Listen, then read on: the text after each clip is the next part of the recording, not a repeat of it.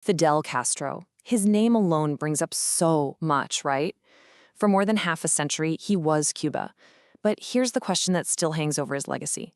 Was he a liberator who brought dignity to his people? Or was he a dictator who basically stole their future? Okay, let's get into it. This is really the heart of it all, the two totally conflicting stories that define Fidel Castro. On one hand, you've got this legendary revolutionary, the David who stood up to the American Goliath. And on the other, an authoritarian who crushed anyone who disagreed with him and trapped his country in a time capsule. To really understand how both of these things can be true, well, we have to go back to the beginning. So let's set the stage. We need to go back in time to the 1950s, to a Cuba that existed long before Fidel Castro was a household name. The contrast back then was just wild. On the surface, you had Havana, this glittering playground full of casinos, fancy hotels, a ton of American business, and even mafia influence. But if you peeled back that shiny layer, you'd find a nation just drowning in inequality and corruption, all held up by this US-backed dictator Fulgencio Batista. This was the kind of place that was just begging for radical change. And in walks a young lawyer named Fidel Castro, who decides he's going to be that change. But his road to power was, well, anything but easy. It actually kicks off in 1953 with a completely disastrous attack on the Moncada barracks. It fails, he gets thrown in jail, then exiled, he comes back on a leaky boat in 1956, only to be nearly wiped out, and yet just a couple of years later, in 1959, he's marching into Havana as a hero. So how on earth did a failed rebel pull that off? The secret sauce really was what happened at his trial after that failed raid in '53. Instead of asking for mercy, Castro turned the courtroom into his stage. He gave this epic, 4-hour speech defending everything he did and painting this incredible picture of a new Cuba. That speech became his manifesto, a rallying cry for the whole movement, and it ended with that iconic line, "History will absolve me." So he was exiled, but he was far from defeated. Over in Mexico, Castro links up with a young, idealistic doctor from Argentina named Che Guevara, and together they start plotting this almost impossible comeback, a plan that would grow from near-total failure into a full-blown revolution. 12. Just think about that number for a second. That's how many rebels, including Fidel, his brother Raul, and Che, actually survived an ambush after their yacht, the Grama, landed back in Cuba. They started with 82 men. Only a dozen made it to the safety of the Sierra Maestra Mountains. The revolution was almost over before it even really started.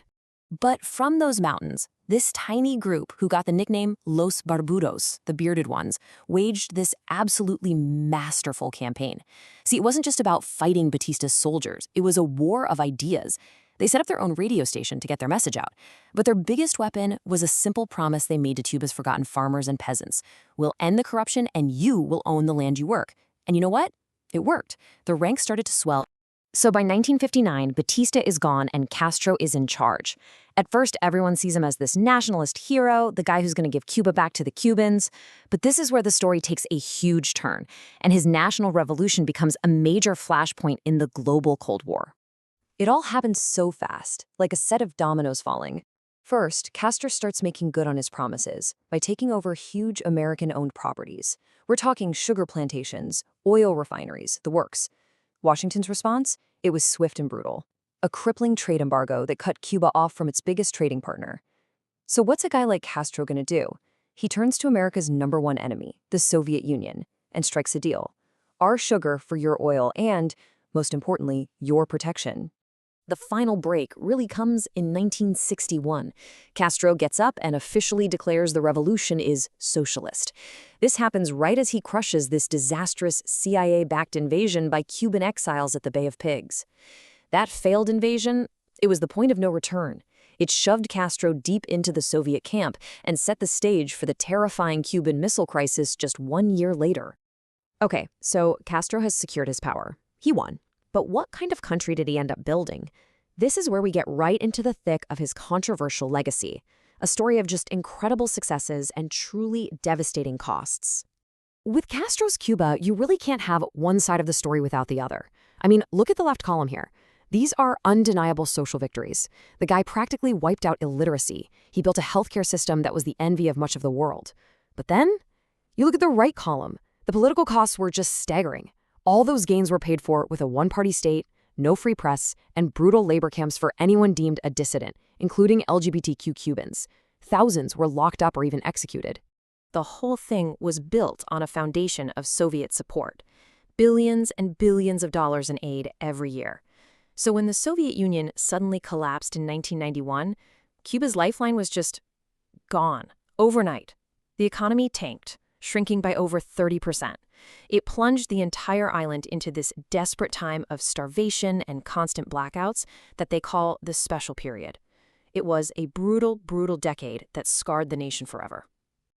You know, Castro's ambitions were always way bigger than just Cuba. He wanted to be a real player on the world stage. So he exported his revolution in two very different ways. He sent armies of Cuban doctors to provide humanitarian aid all over the globe. But he also sent Cuban troops to fight in Cold War proxy wars in places like Africa.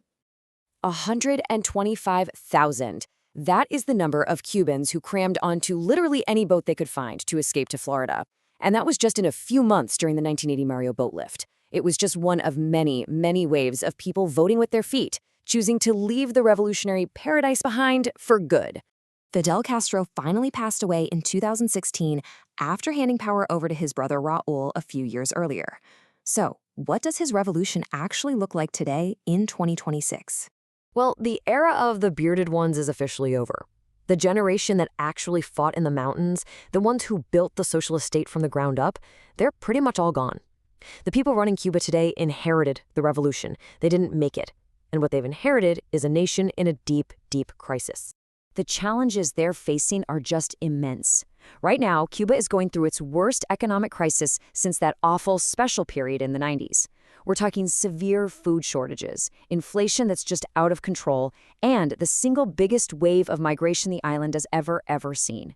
For a whole new generation of Cubans, the old promises of the revolution are ringing pretty hollow. And this, right here, is the ultimate paradox of Castro's Cuba. It's a nation that produces some of the best doctors on the planet, who then have to drive around in classic American cars from the 1950s because that's all there is.